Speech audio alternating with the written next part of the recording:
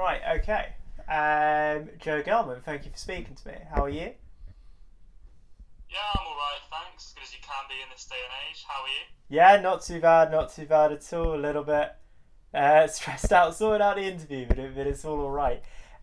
So essentially, obviously, I'm just going to ask you the questions that I established for you yesterday. Um, some of them are Yeah, going to make it into like sort of the main videos about the Labour Party. I was thinking if I just film the yeah. whole thing though, and then link it as an unlinked video to the original video, just so people can use it as like extra viewing or whatever if they're interested in what you have to say. Is that okay? That sounds all good. Yeah. Yep. Okie dokie. Awesome. Let me just make sure. Yep, definitely recording. So first question. It is very unusual for a young person to be a right winger. What do you think that the sort of general right wing economics can offer to young people? Well, I guess my economic views have sort of changed a bit over time. I still class myself as being centre-right economically, which even that tends to be the minority view amongst young people. I'd say most young people Yeah. are either centre-left to left-wing. Yeah. Um, I'd say why I sort of landed in sort of centre-right category of being sort of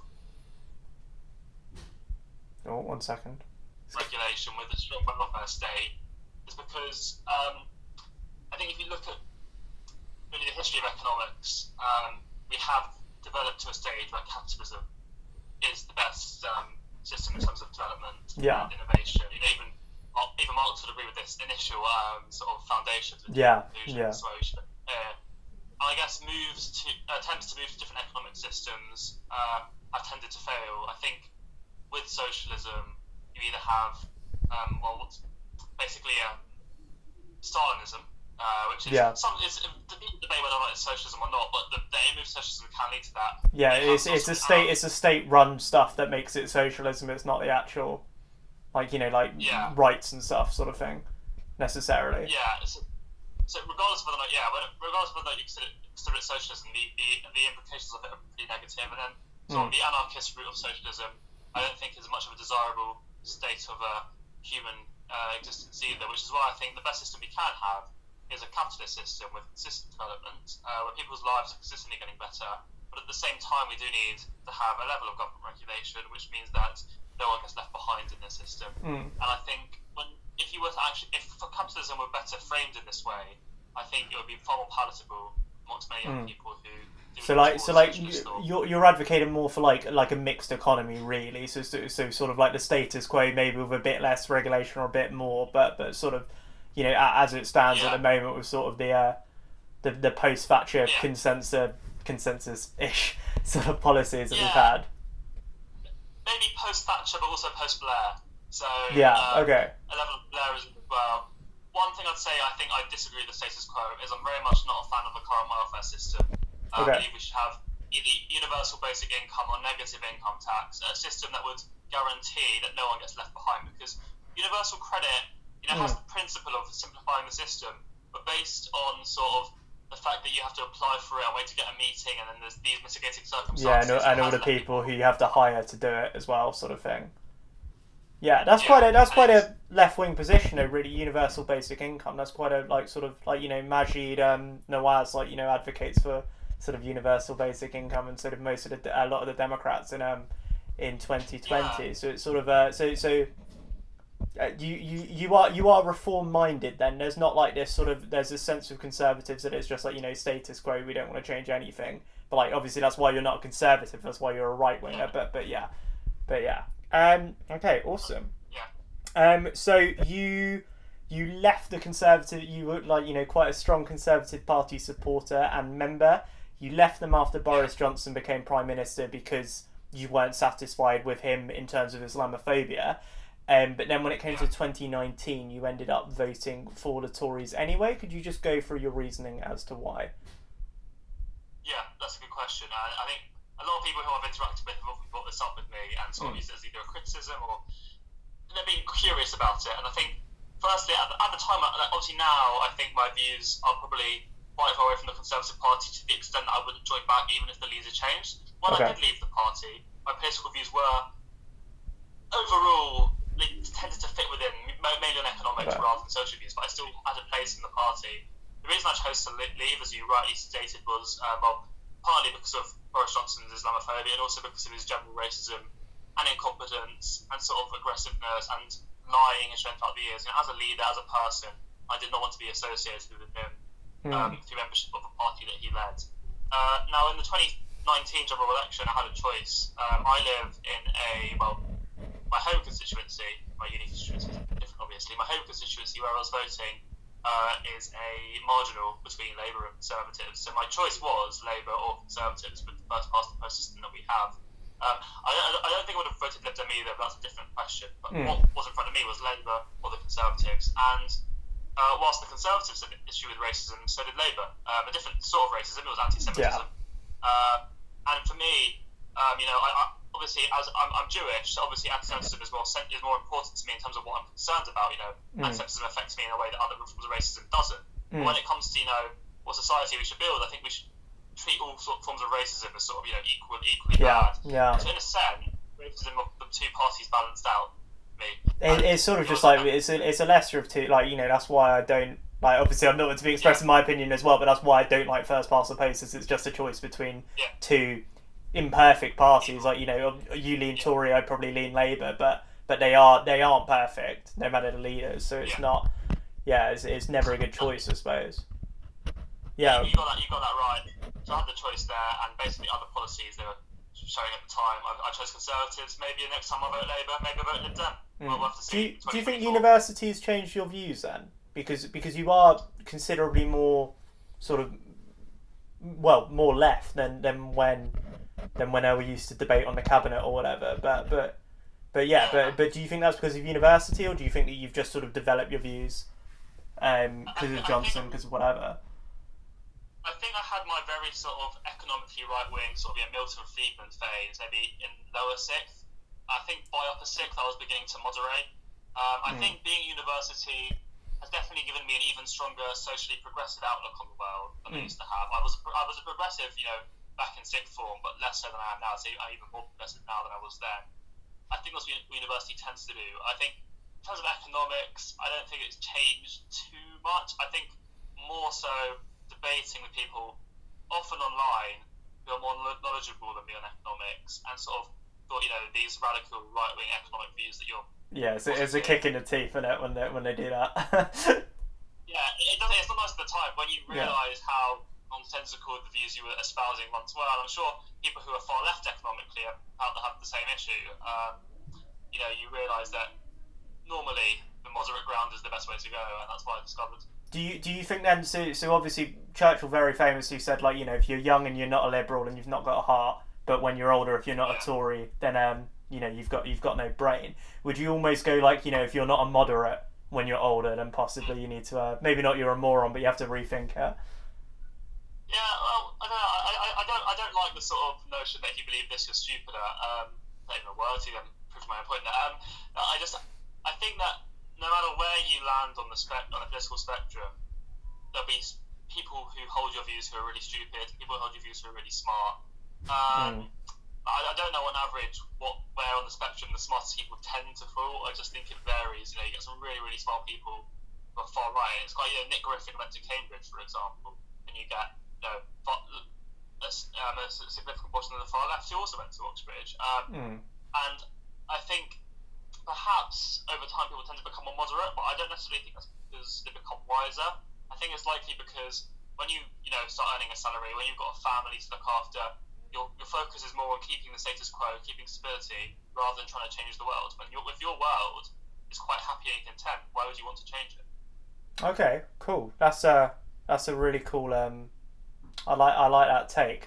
So we are going to move on to Corbyn now. Just those two were very off topic, but they were very nice warm-up questions. It was nice to hear your answers. When did you start to think that Corbyn was an anti-Semite, or did you? So when he became leader, I think it was 2015. I was 14 years old. So I was vaguely interested in politics, but I didn't have as much knowledge as I do now. So I hadn't heard of him at the time. But as soon as he became leader, it was highlighted by the Conservative Party. It was highlighted obviously by it was sort of taken in by the Jewish community that the new Labour leader had said some very dodgy things in the past. There was the big one for everyone was that Hamas and Hezbollah are my friends, or our friends from Hamas and Hezbollah. That's what concerns, even me as a 14-year-old, made me pretty uncomfortable because, I knew about Hamas, obviously, because, I was quite clued up on the Israel-Palestine issue. I knew that Hamas, at the time in their charter, advocated for genocide of Jews. So do they still now, or is that not?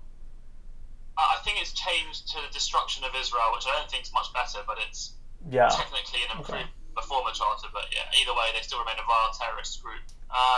But seeing Corbyn align with a group that was so anti-Semitic from the start made it clear that there was at least inklings within him that maybe meant he was either anti-Semite or someone who pandered towards them or was defending them or didn't criticise them enough. And then as the leadership went on, as there was scandal after scandal, it became abundantly clear that this man was not suited for the Labour Party leadership, and I was very happy to see. I'm not thrilled with Boris Johnson being Prime Minister, but the main benefit of the 2020 general election was seeing Jeremy Corbyn finally go away.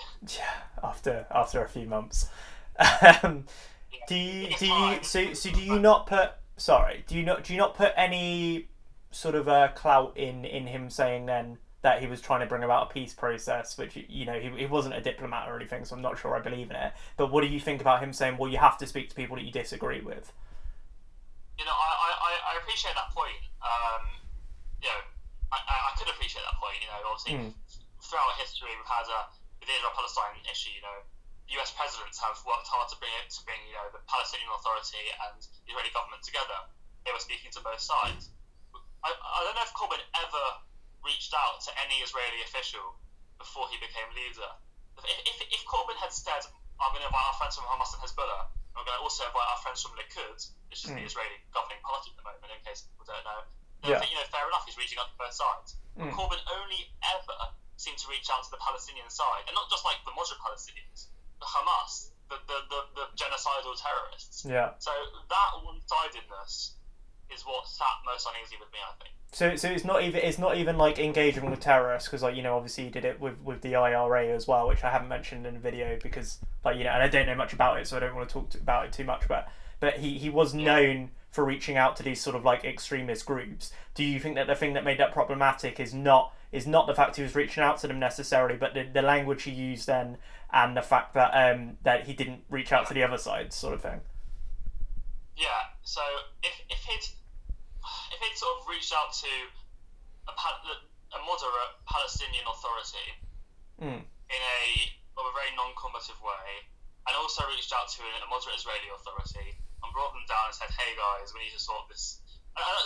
Firstly, for a backbench MP to be doing that anyway is quite weird because he's not a diplomat in any powerful position. I guess MPs are more powerful, but not enough to cause a peace treaty between two of the most divided nations ever. And he wasn't even at that point as well.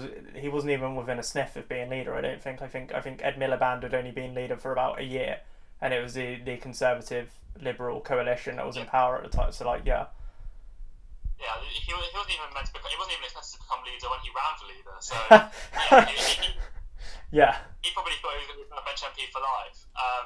But yeah, as we've seen, the way he behaved then was clearly only trying to engage with the anti-Semites, and he may have been engaging with them from a perspective that he supported Palestinians, but you can support Palestinians, as many MPs do, like Lisa Nandy, for example. She's a big advocate of Palestinian rights. She's chair of Labour Friends for Palestine, but she does so in a way that doesn't invoke anti-Semitic tropes, and also in a way that doesn't mean she has to become friends with anti-Semites.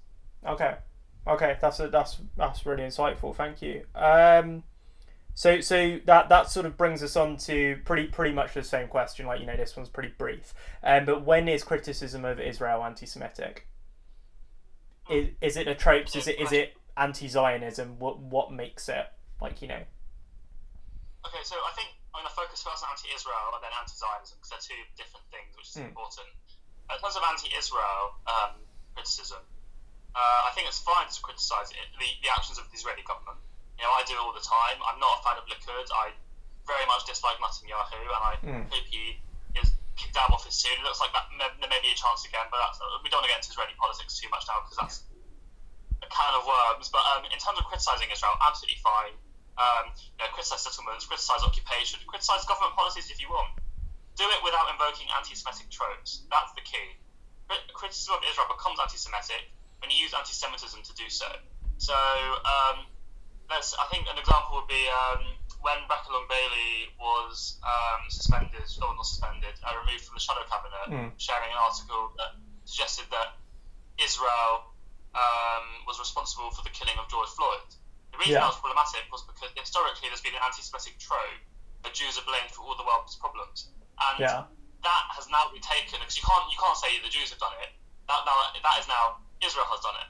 You got to be, because Israel is often, not always, but it is now used as a way to blame Jews or attack Jews, doing it in a way that they can just say, oh no, I'm just criticising Israel, which is why it's so hard sometimes to differentiate between the two.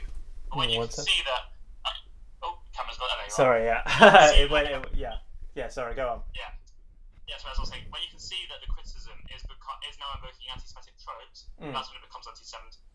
Anti-Zionism is different from criticising Israel, because if you're anti-Zionism, by definition, is the belief in Jewish self-determination, which is essentially the belief that Jews should have their own state. So if you're anti-Zionist, you effectively believe that Israel, that not even just Israel, there should be no state for Jews whatsoever. If you're an anti-Zionist, but you also support Muslim states existing, or Christian states existing, or any other, or Hindu states existing, then that's anti-Semitic, because that's double standards against Jewish people.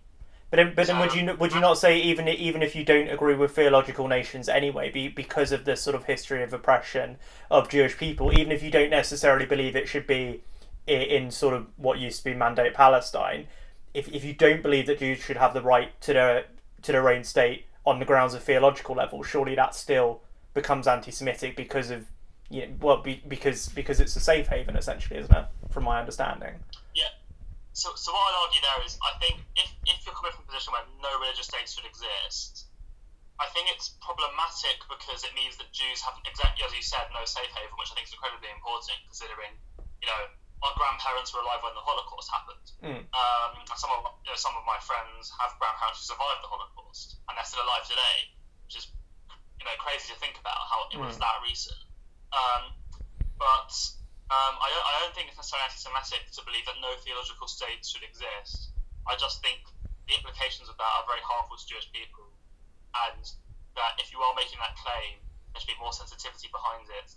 And with other minority religions, who are minorities in some countries, in this day and age, Muslims are often quite oppressed in the West. Look at what's happening in Eastern Europe, increasing and Islamophobic rhetoric even in the UK. So it's understandable that Muslims want to have states of their own, just like Jews do. So I think, although it's not necessarily anti-Semitic or Islamophobic to oppose all religious states, I think you have to really consider the implications of that. Okay, awesome.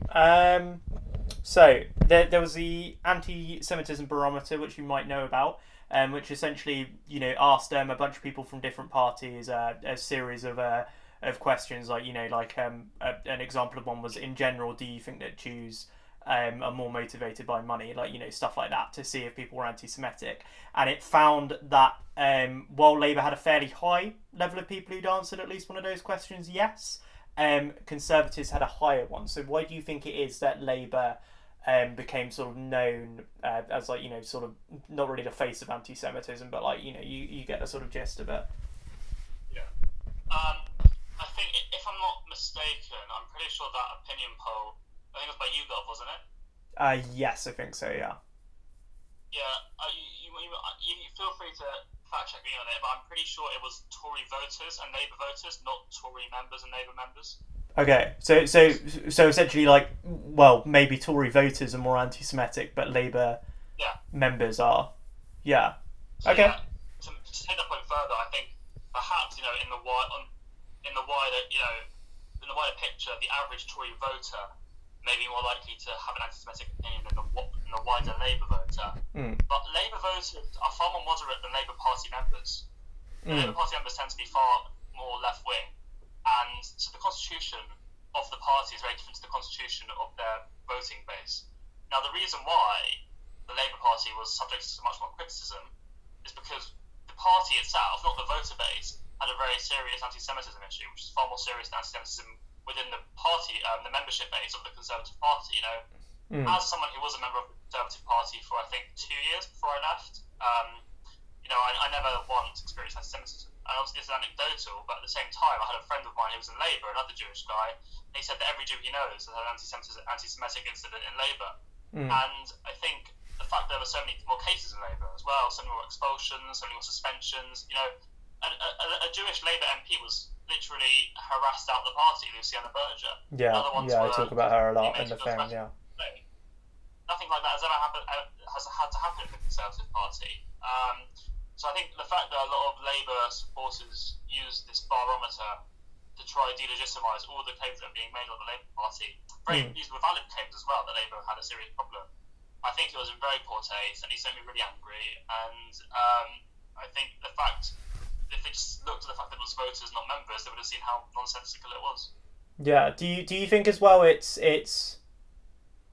think there's two key things that I've discovered, and it's one of them is, even if what Corbyn said and did wasn't anti-Semitic, because it was sort of like, and I'm going by IHRI guidelines, it was sort of borderline, but do you think that constantly reporting borderline anti-Semitism from Corbyn as well built this sort of idea that it was safe for anti-Semites, so maybe they went in and then Labour couldn't deal with it, or do you think, or do you just think it was just like, lots of members in Labour are quite extreme anti-Semites? Wait, so what was the alternative to that? So you said that, lots of members are anti-Semitic, or it was Corbyn? Is that what you're asking? Yeah, so is it a lot of members are inherently anti-Semitic, or is it Corbyn's, Corbyn's borderline anti-Semitism constantly being in the press made it seem like it was a safe place for anti-Semites? I think these people probably existed in Labour before. I think I've not looked into statistics in that much detail, but I think before Corbyn was even leader, the party had some problems. Obviously, when in that leadership campaign in 2015, loads of members joined the party to vote, and also far left members. So I think that could have led to an increase in the amount of members who were anti-Semitic. But I think having a far left leader who had been critical to Israel to the extent that he would align himself with anti-Semitic groups definitely made these anti-Semites feel far more comfortable. I don't know if it necessarily made them more anti-Semitic, but it certainly made them more open about it, which is why I think life in the Labour Party for Jews became much, much harder. Which is why Jewish members who might have had the issue here or there suddenly felt they could no longer be hold their membership. I mean, it definitely, there was instances before, in 2005 in the campaign, they sort of went after Michael Howard in a way that was sort of a bit disparaging about him being Jewish and stuff. But I don't it wouldn't be a crisis, and there wouldn't have needed to be a report if it was just always there, if that makes sense. I feel like people would have. Yeah. I know this sounds like a bit sick, but I think people would have gotten used to it if it was always there. It's because these 4 years has such a high amount, I think. It was specifically bad. Yeah, I think it was always an issue, probably. As I think most parties would always have an issue with some form of all forms of racism somewhere. But it was the fact it got so bad, which made it the second party in UK history to be investigated by the EHRC. Yeah, it was. And obviously that's not. I think the Tories got investigated for the Windrush scandal as well. So it's not to say it doesn't exist in other parties, but it is. Obviously, we can't go, the Tories are doing it, so it's fine. No, we have to clean up our own bed, sort of thing. Our own, but Labour has to clean up their own. But I'm trying to be neutral. It's not working. Do you think anti-Semitism played a role in Corbyn's defeat, and do you think it was a large part, or do you think it came down more to Brexit? I think the primary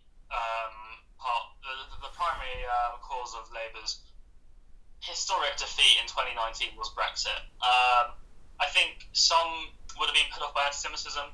I think a lot of sort of seats in northwest London, which could be which are often swing seats, which can go to Labour, were perhaps solidified for the Conservative Party due to the Jewish population just not going anywhere near Jeremy Corbyn, such as the seat I live in. But it wasn't to the extent of You don't think it was to the extent of an 80-seat majority, like maybe it was just like 2 or 3 sort of thing that he lost over it.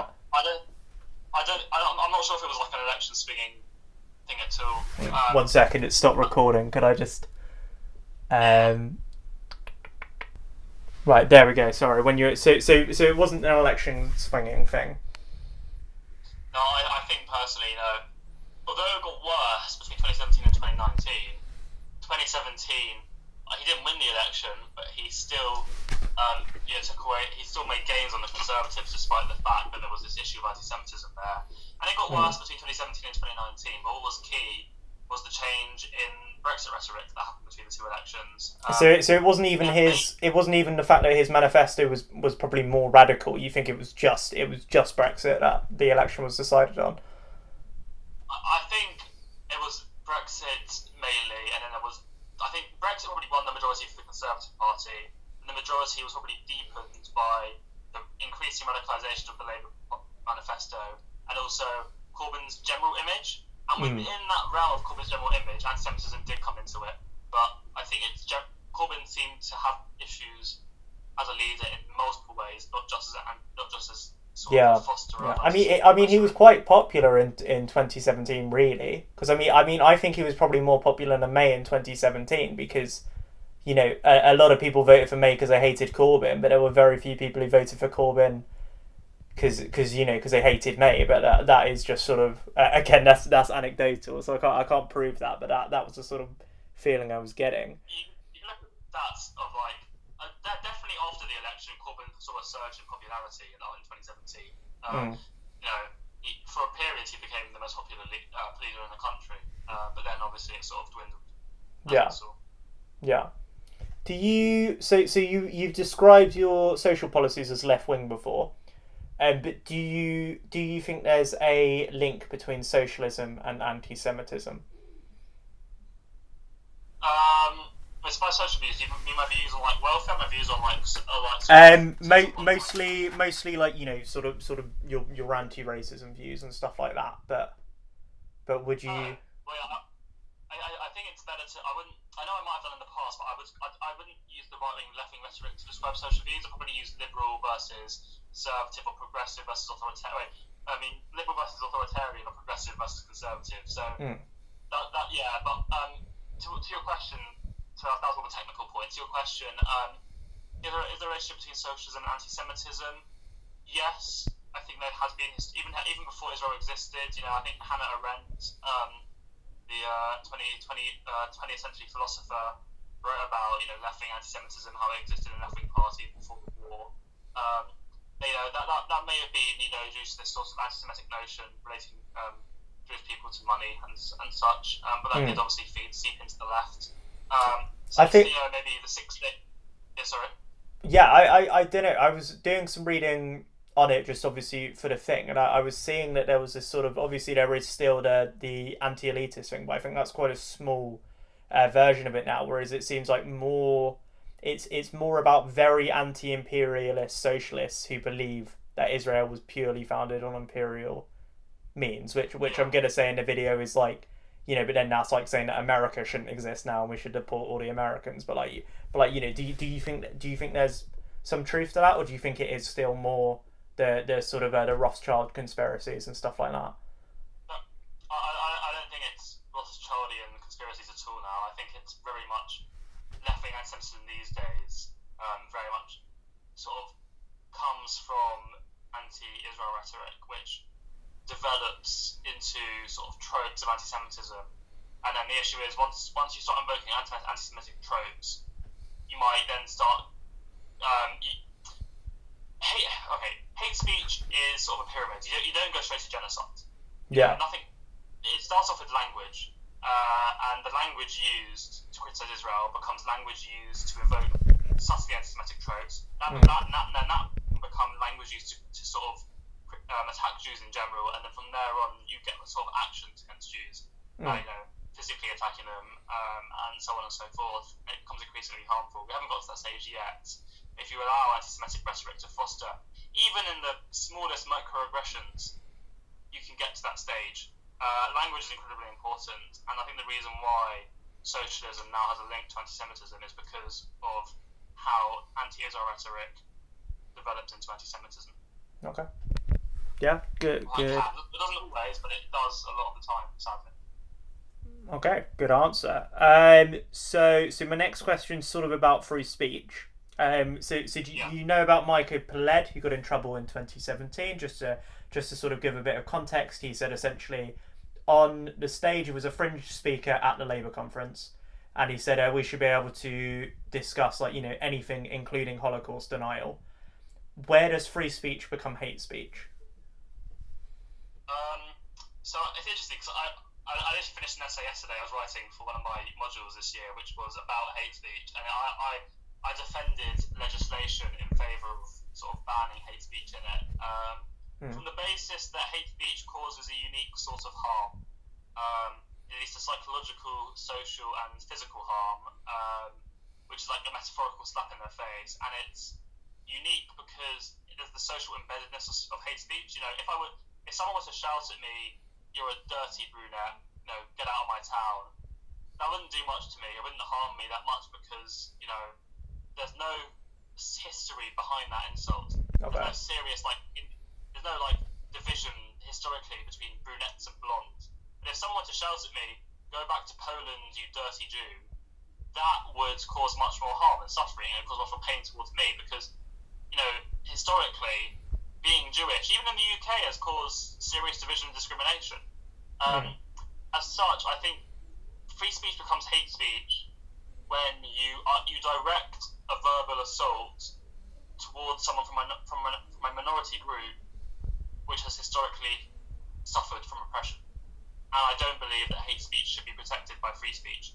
No one, even people that say they believe in unwarranted free speech, don't, because very few people support inciting violence as being legal, and very few people support libel being legal.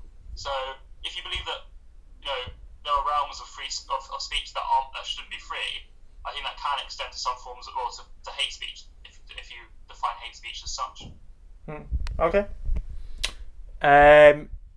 So do you think that Keir Starmer, obviously noting that anti-Semitism in the Labour Party is a real problem, do you think though that Keir Starmer has used it to his political advantage to purge the left?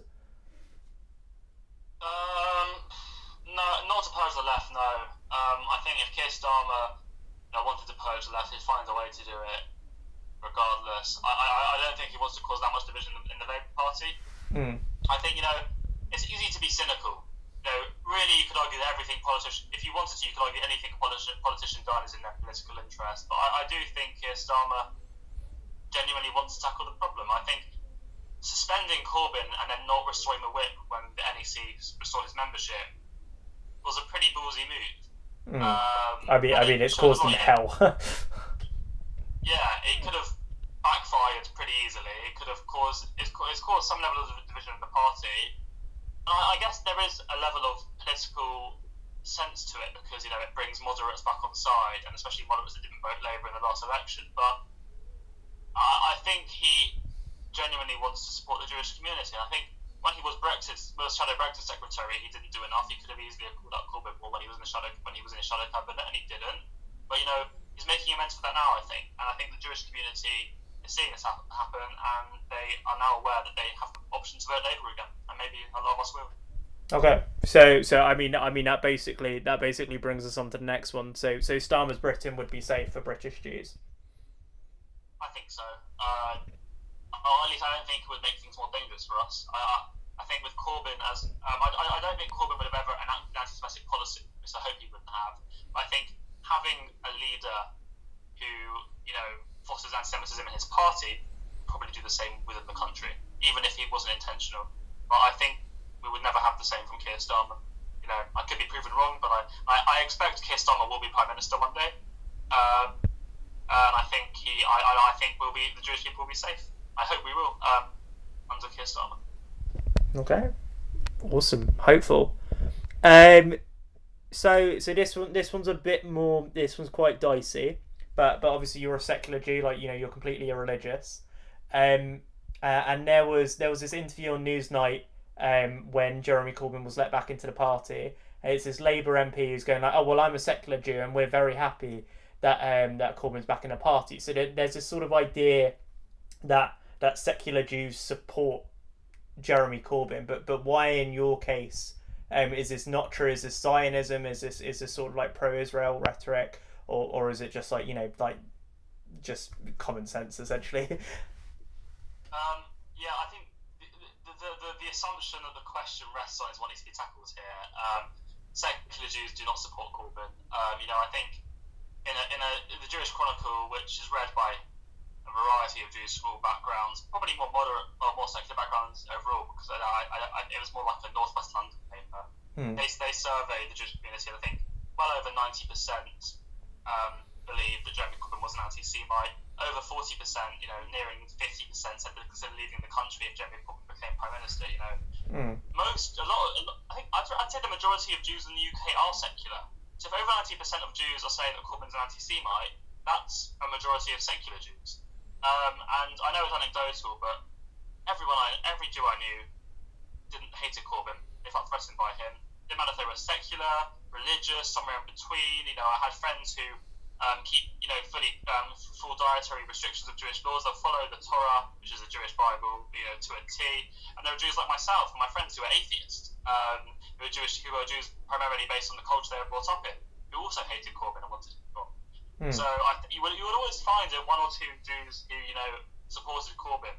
That's going to happen regardless. But the vast majority of Jews wanted him gone. They were happy to see him go, and it brought us all together really. And it wasn't because of sort of Zionism or Israel. I am a Zionist. I do support the state of Israel. I don't support the current government, but I support Israel's right to exist, and it's a lovely country. If you haven't been, I very much recommend visiting it. But my primary problem with Jeremy Corbyn was the anti-Semitism he was fostering in the UK Labour Party, and that's what most Jews felt. Jews aren't oppressed because they're religious these days. They're oppressed because they are Jewish. I would have been side by side with my rabbi in Auschwitz if I lived in Nazi Germany. So my secularism doesn't matter. I am Jewish, both culturally and ethnically, and as such, I will oppose any anti-Semites. Why do you this is just completely coming out of like interest and probably ignorance as well, but why is it that that sort of atheist or irreligious Jews like yourself can sort of form a culture, whereas someone like me is a lapsed Catholic, there's not that sort of culture? Is it because of a shared history of oppression? Is it because you still stick to sort of traditions and stuff, or is there another reason? It's actually a really fascinating question, because what I found is that when I tell someone I'm Jewish who isn't Jewish as well, they'll assume instantly that means I'm a religious Jew. Because if someone who was brought up Catholic doesn't believe in God anymore, I found that they'll describe themselves as an atheist. Yeah. First and foremost, but I think it is that sort of minority aspect. We're a minority. We have a very strong tradition, a very strong culture. We're also an ethnic. There are multiple Jewish ethnic groups, but they're there nonetheless. I'm an Ashkenazi Jew, meaning I descend from Eastern Europe, and I think the majority of Jews in the UK are also Ashkenazi Jews. So there's an essential aspect about me that is Jewish, and that cultural aspect has been instilled for me from a young age, perhaps more than many secular Christians would have. I suppose there are probably some Jews who are so secular they wouldn't describe themselves as Jewish, but there are secular Jews like myself who, despite being brought up in a pretty modern household, we still did, the Friday night traditions. We celebrated Hanukkah, Passover. I went to synagogue quite often when I was younger. So I think, despite being an atheist and secular now, that part of my upbringing is something I'm proud of and I like to keep. I get involved with Jewish society at university, for example. And I suppose that the fact that Christianity is the majority religion in the UK, that if you don't sort of believe in Christianity religiously, the culture of the UK is Christian anyway, so you don't need to specifically identify yourself as a Christian. Just saying you're British is good enough, really, because British culture, in a lot of ways, is a Christian culture. Christmas is now like a British tradition. I enjoy celebrating Christmas to an extent. We have a meal often at my house. We have like a meal at uni before Christmas. We go home for Christmas and stuff. So I think that's where things are different. Maybe if you were a Catholic living in, I don't know, Israel or Saudi Arabia, you'd be more inclined to call yourself Christian, even if you weren't a secular atheist in reality. Okay, that's very cool. I've got 20 minutes into my next one. I need to charge my phone, but it was very nice speaking to you. Thank you for your very informative answers. Oh, no, well, thank you very much. Good question.